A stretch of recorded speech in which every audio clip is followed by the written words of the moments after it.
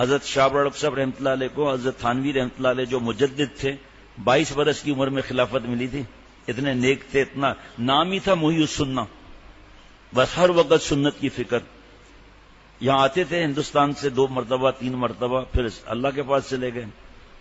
دین پھیلا کر 84 برس کی عمر میں بیان کرتے کرتے ناک سے خون نکل آیا اور ایمبولینس میں لے جا رہے تھے کہ اللہ کے پاس چلے گئے. حدیث پاک میں جو جس حال میں مرے گا اس حال میں اٹھایا جائے گا. اور بڈھے زانی کے لیے کیا وعید ہے حدیث پاک میں, ایک طرف وہ زندگی ہے ایک طرف ہماری زندگی ہے. کتنے آپ کو واقعات سنا سکتا ہوں ایسے. ایک نوجوان تھے, وہ اسٹاک ایکسچینج کے بڑے بروکر تھے. پھر کبھی سناؤں گا کیسے اللہ نے ان کو جذب کیا, کیسے سب حرام ختم کیا, جو حرام کمایا تھا واپس کیا. اور بس کیا عرض کروں کہ ڈیفنس میں گھر تھا مین روڈ پر. پہلا بیان ان کو حضرت نے خلافت دی تو ان کے گھر میں پہلا میرا بیان ہوا تھا شرعی پردے سے. تو مجھے تو میری دوستی بھی تھی ان کی, تو کس تیزی کے ساتھ انہوں نے شرعی پردہ ٹیلی ویژن نکال دیا. میرے پاس الفاظ بھی نہیں ہیں. ایکسپورٹ پروسیسنگ زون میں وہ آئل کی فیکٹری لگا رہے تھے. پھر جہاں میں ہوتا تھا ایکسپورٹ پروسیسنگ زون میں فوڈ فیکٹری میں, وہاں آتے تھے, وہ مل کے کھانا کھاتے تھے. آخر وہ بھی تو نوجوان تھا نا. اللہ کے عید کی رات کو انتقال ہوا. علماء آئے تھے بڑے ان کے جنازے میں, کہا کہ ہم کیا تعزیت کریں, یہ تو عیدی لینے اللہ کے پاس چلا گیا. اللہ کو پسند آ گیا. بھائی جان کا انتقال دبئی میں, عصر میں 4تھی رکعت میں اٹھ رہے تھے, انتقال ہو گیا. جب میں پہنچا ہوں تو وہ ہندو کہتا ہے کہ ہمارے کو بہت دکھ تو پہنچا ہے, لیکن تمہارا اللہ نے اس کو اپنا گھر بلایا اور تمہارے اللہ کو تمہارا بھائی پسند آ گیا, اس کو جانے ہی نہیں دیا. ہندو کہہ رہا ہے. بہرحال 2 بھائی آتے تھے, بیان سنتے سنتے ایک بھائی نے شرعی پردے کا اعلان کر دیا. جب کچھ دنوں کے بعد بھائی گھر ملنے آیا دوسرا, تو اس کو انہوں نے بیٹھک میں بٹھایا جس کو ہم ڈرائنگ روم کہتے ہیں, شرعی پردے کے ساتھ. ویسے فرض کریں 1-2 ڈشیں ہوں, اور وہاں انہوں نے 2-3 ڈشوں کا انتظام کیا, آئس کریم, میٹھا. اور وہ انہوں نے کھانا کھاتے تھے, پوچھتے تھے بھابھی کہاں ہیں. کہ بھائی صبر کروں. کھانا کھا چکنے کے بعد, چائے پینے کے بعد کہا بھابھی کہاں ہیں. تو بھائی نے کہا بھیا بات یہ ہے کہ اللہ تعالیٰ نے قرآن پاک میں شرعی پردے کا فرمایا ہے, حدیث پاک میں بھی ہے, احادیث مبارکہ میں بھی ہے. دل کا پردہ نہیں چلے گا, شریعت کا پردہ چلے گا. اور آپ میری اہلیہ کے لیے موت ہیں, تو کیونکہ آپ بھی بیان سنتے ہو, اب میں نے شرعی پردہ کر لیا ہے. کسی نے شیخ العرب والعجم عارف باللہ حضرت مولانا شاہ حکیم محمد اختر صاحب رحمۃ اللہ علیہ نے فرمایا کہ ایسا کیوں ہے. تو حضرت نے فرمایا کہ ماڈرن سے ماڈرن فیملی میں کوئی بغیر آواز دیے گھر آ سکتا ہے؟ نہیں. ہماری خاتون کے پاس بیڈ روم میں بیٹھ سکتا ہے, کچن میں جا سکتا ہے, اس کے ساتھ کھڑا ہو سکتا ہے. دیور کا کیا مسئلہ ہے, بھابھی تو میری ماں ہے, ماں بولنے سے ماں ہو جائے گی کیا؟ اس کو ہر موقع اس کے پاس موجود ہے, تنہائی تک موجود ہے. حالانکہ شیطان کہتا ہے اگر کوئی نیکی میں جنید بغدادی بن جائے اور کوئی نیکی میں رابعہ بصریہ بن جائے, دونوں کو اکیلے میں لاؤ, منہ کالا کرا دوں گا. اور یہاں ڈرائیور کے ساتھ ہماری جوان بہو بیٹیاں بھاگی جا رہی ہیں. کمرہ ہے, جہاں چاہے ٹرن کرے, جہاں چاہے جائے, کوئی پرواہ نہیں. بہرحال وہ بھائی کو غصہ آ گیا, دین کے معاملے میں غصہ آ گیا. کہا تو میرے لیے مر گیا, میں تیرے لیے مر گیا, تم کو مجھ پر شک ہے. بھائی شک کی بات کیا ہے بھائی, یہ دیکھو سورہ نور کی آیتیں دیکھو بھائی, یہ آیتیں دیکھو. کب صحیح ہے سب, لیکن پردہ دل کا ہوتا ہے. ناراض ہو گیا, گھر سے چلا گیا. اب کیونکہ ایک شیخ سے خاندان جو جڑتا ہے نا, اس کے فائدے زیادہ ہوتے ہیں. اس بھائی نے جا کر حضرت شاہ ابرار صاحب سے شکایت کر دی کہ دین کے معاملے میں اس طرح مجھ سے اس نے کیا ہے. حضرت شاہ ابرار صاحب رحمۃ اللہ نے بلا لیا, ان کو بٹھایا, فرمایا بھائی کے گھر گئے تھے؟ کہا جی حضرت گیا تھا. بھائی نے بٹھایا یا نہیں؟ کہا جی بھائی نے بٹھایا. کھانا بھی کھلایا؟ کہا ہاں کھانا بھی کھلایا. بڑھیا کھلایا یا ایسے ہی کھلایا؟ بڑھیا کھلایا. تو آپ کو ناراضگی کس بات کی ہے؟ ایسے منہ سے نکلا بھابھی سے نہیں ملایا. فرمایا اب تک وہ گناہ کی زندگی دونوں گزار رہے تھے, گناہ کبیرہ وہ بھی. تو اب اللہ نے ان کو توبہ کی توفیق دی. تو اور آپ جب خود کہہ رہے ہو میں بھائی سے ملنے گیا تھا, تو پھر آپ کہہ رہے ہیں بھابھی سے نہیں ملایا. اب خاموشی, آگے جملہ سنا آپ حیران ہو جائیں گے.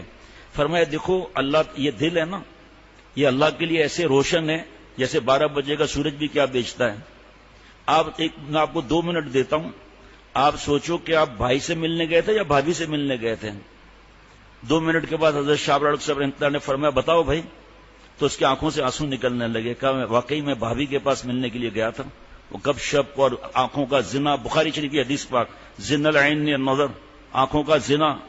آپ صلی اللہ علیہ وسلم بدعا لعن اللہ الناظر والمنظور الیہ، اے اللہ لعنت فرما ان مردوں پر کیا بڈھا ہو. لعنت کا مطلب 5 انگلیاں نہیں، لعنت کا مطلب ہے بود عن الرحمہ. اے اللہ لعنت فرما ان پر مردوں پر جو دوسروں کی بہو بیٹیوں کو دیکھتے ہیں. یہ لعنت کے معمولی جملہ نہیں سمجھنا.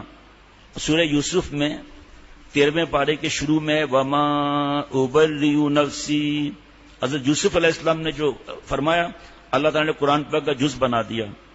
میں اپنے نفس کو پاک اور بری نہیں بتلاتا. حضرت یوسف علیہ السلام معصوم، انبیاء علیہ السلام تو معصوم ہوتے ہیں. کیوں؟ ان النفس لامارۃ بالسوء، کیونکہ اللہ نے فرمایا نفس امارہ بالسوء ہے، بچھو ہے. اس کا کام ہے ہاتھ سے جوانی برباد کرنے کے لیے بار بار بولنا، ننگی فلمیں دیکھنے کے لیے بولنا، ناپاک رہنا، لڑکیاں پھنسانا، گھر سے بھگانا، بے حیائی کی حرکتیں کرنا، ماں باپ سے لڑنا، چوری، مختلف چیزیں ڈالتا ہے.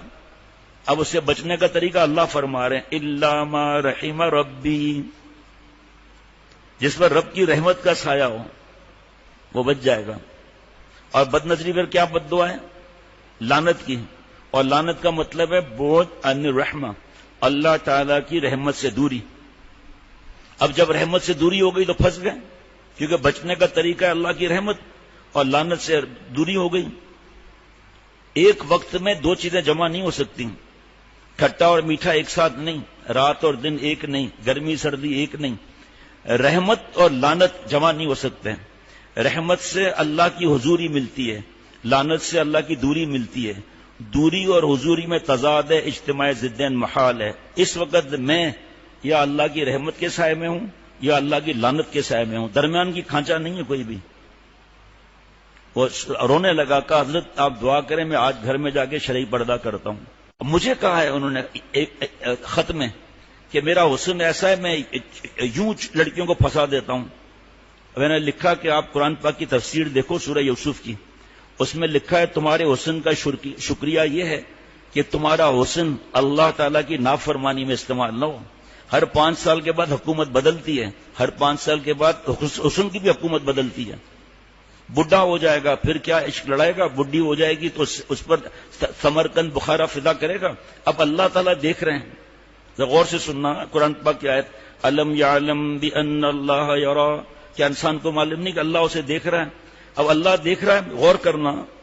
ایک زنا کے لیے پھنسا رہا ہے، ٹھیک، گٹر لائن میں گھسا ہوا ہے، ناپاک ہے، اور ایک مولا کی طرف بلا رہا ہے. دونوں میں فرق نہیں. ومن احسن قولا ممن دعا الی اللہ، حسین کال مان لیا، بزنس کا کال مان لیا، حسین کال بیوی کے ساتھ گپ شپ مان لیا، حسین کال جناب ڈگری لینے کے لیے، جتنے حسین کال ہیں مان لیے، لیکن احسن یہ ہے کہ اللہ کی طرف بلائے گئے. اب جب حسین کا ہمیں خیال آئے، خیال تو آئیں گے، وہ ہمیں بھی آئیں گے، سب کو آئیں گے، اس میں مصروف نہیں ہونا ہے، ورنہ دل غیر اللہ میں پھنس جائے گا، اللہ سے کٹ جائے گا، اور گندے خیالات کی بھرمار ہوگی، ملے گی کوئی نہیں. زنا کا وہ انشاءاللہ جمعے کا ارادہ ہے کہ زنا کا گناہ قرآن پاک میں اس کا عذاب کیا ہے، احادیث مبارکہ میں اس کا عذاب کیا ہے زنا کا. اللہ تعالیٰ نہیں چاہتے کہ میں دوزخ میں جلوں، تو اللہ تعالیٰ نے اس کا پہلی سیڑھی جو ہے، اللہ تعالیٰ نے پہلی سیڑھی فرما دیا قل للمؤمنین یغضوا من ابصارہم ویحفظوا فروجہم. پہلی سیڑھی کہ آپ نبی صلی اللہ علیہ وسلم ایمان والوں سے فرما دیں کہ اپنی بعض نظریں نیچی رکھیں، بھابھی، سالی، ممانی، چچی، خالازاد، مامازاد، تایازاد، پھوپھیزاد، اور اپنی شرمگاہ کی حفاظت کریں. دیکھیے آپ، اللہ نے فرما دیا تلک حدود اللہ فلا تقربوها، جو اللہ نے باؤنڈریز بنا دی نا، اس کے نزدیک بھی جانے کو اللہ منع فرما. ہم تو باؤنڈریز توڑ رہے ہیں. جب نامحرم کو دیکھنا اتنا بڑا گناہ ہے تو ٹچ ہونے کا کیا معاملہ ہوگا، پھر جسم کے معاملات کیا ہوں گے، پھر آگے آخری سٹیج